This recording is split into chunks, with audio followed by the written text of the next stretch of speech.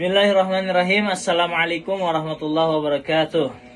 Alhamdulillahirabbil alamin wa bihi nasta'in ala umurid dunya waddin. Wassalatu wassalamu ala asyrafil anbiya wal mursalin, amma ba'du.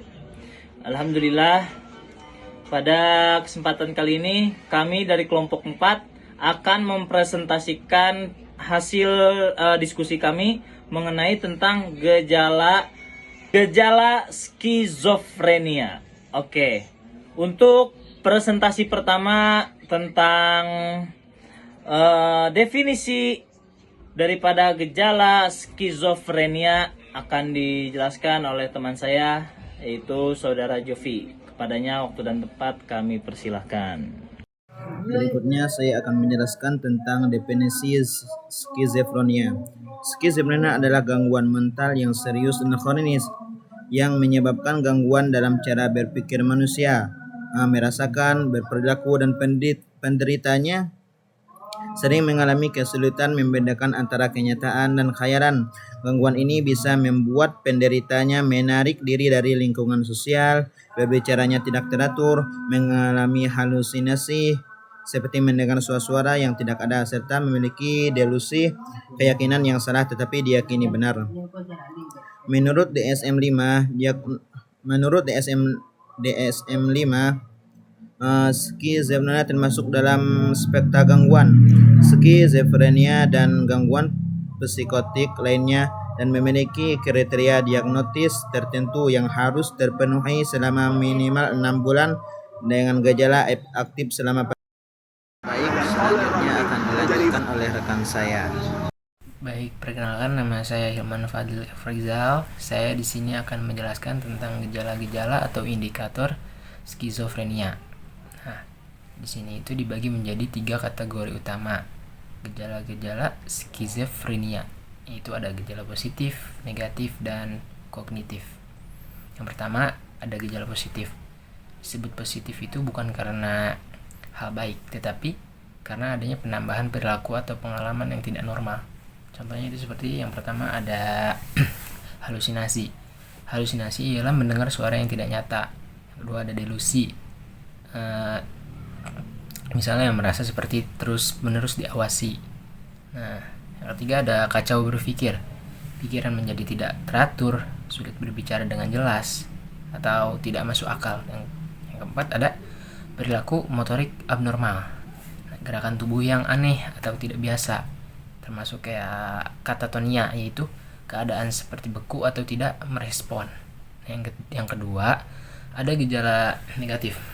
Gejala negatif itu ya berarti adanya penurunan atau kehilangan kemampuan normal, seperti kayak menarik diri dari sosial, tidak mau berinteraksi kepada orang lain, kehilangan motivasi, tidak bersemangat dalam beraktivitas, ekspresi datar, ketika emosi ekspresi dia itu datar. Yang terakhir ada sulit berbicara.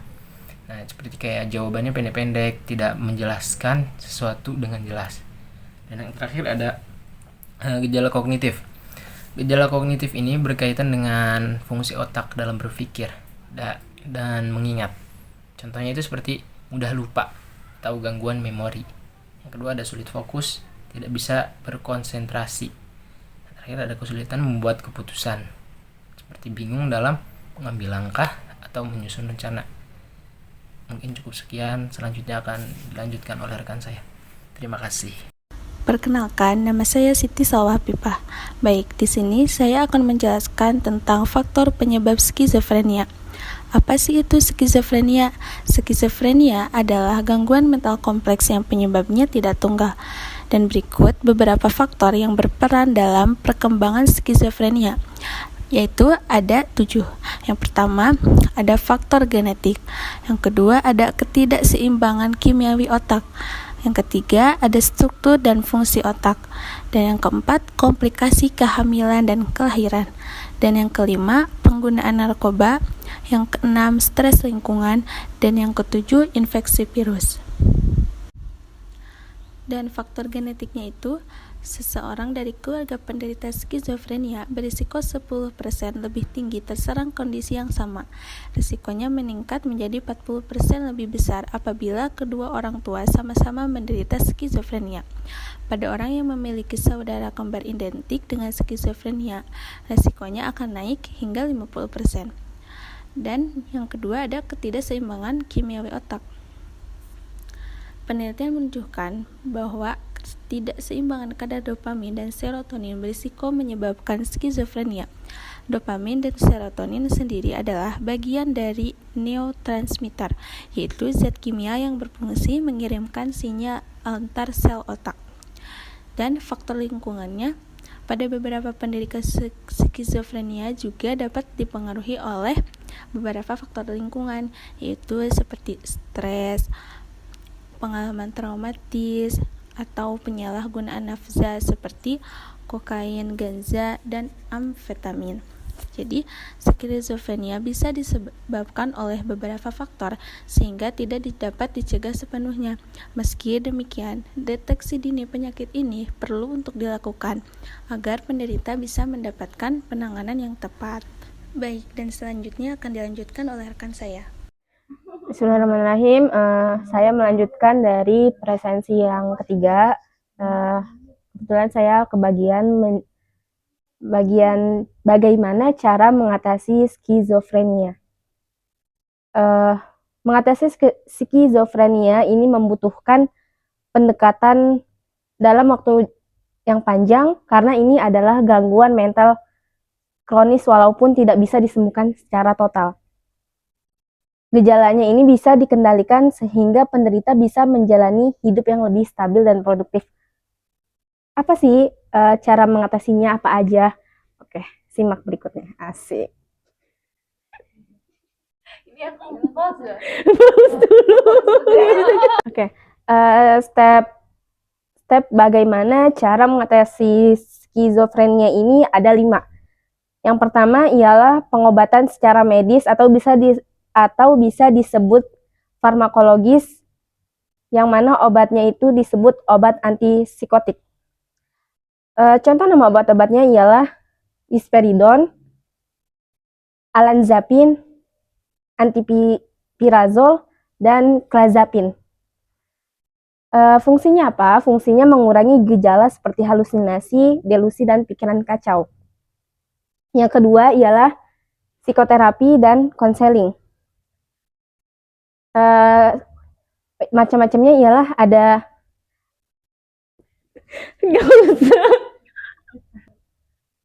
contohnya ialah ada keterampilan sosial, terapi perilaku kognitif atau bisa disebut CBT. Yang kedua ialah terapi keterampilan sosial, yang ketiga terapi keluarga. Apa itu terapi perilaku kognitif? Terapi perilaku kognitif ialah membantu pasien mengenali dan mengubah pikiran negatif atau tidak realistis.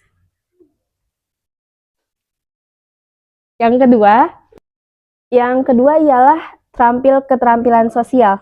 Apa itu? Keterampilan sosial ialah membantu meningkatkan kemampuan komunikasi dan kehidupan sehari-hari. Yang ketiga ialah terapi keluarga, yaitu mengedukasi keluarga agar bisa memberikan dukungan yang tepat. Selanjutnya, cara mengatasi yang ketiga ialah rehabilitasi dan dukungan sosial dari lingkungan sekitar, kerabat, ataupun teman dekat. Sama aja ya, gak apa-apa. Bisa dimulai dari program pemulihan, pelatihan karya, atau dukungan kompleks. Yang keempat ialah gaya hidup sehat. Apa aja itu gaya hidup sehat? Tidur yang cukup, makanan yang bergizi, kayak 4 sehat 5 sempurna, terus hindari alkohol dan narkoba. Yang kelima ialah pemantauan jangka panjang, atau bisa disebut dengan kontrol rutin ke dokter atau evaluasi pengobatan. Oke? Dukungan keluarga dan masyarakat ini sangat penting untuk pemulihan dan pengobatan yang tepat dan rutin. Banyak penderita skizofrenia ini dapat menjalani hidup lebih stabil dan produktif. Namun bisa kita ketahui bahwa skizofrenia ini bukan seperti orang kesurupan, tapi ini dia punya sakit kejiwaan halusinasi yang berlebih. Tapi banyak orang yang mengira bahwa orang yang punya sakit kejiwaan skizofrenia ini bahwa dia adalah orang yang sering kesurupan, padahal pengertiannya itu bukan itu. Dan cara mengatasinya yang tadi sudah saya sebutkan poinnya, yaitu ada 5. Oke, sekian. Selebihnya nanti disimpulkan oleh teman saya yang akan dilanjutkan oleh Muhammad Amin Prabowo. Baik, yang terakhir adalah kesimpulan. Jadi gejala skizofrenia adalah suatu gangguan mental yang memengaruhi pikiran, emosi, dan perilaku seseorang, serta dapat mengganggu kemampuan berfungsi dalam kehidupan sehari-hari. Penyebab skizofrenia bersifat multifaktorial, bersifat macam-macam. Ada yang sifatnya biologi. Rabat aing.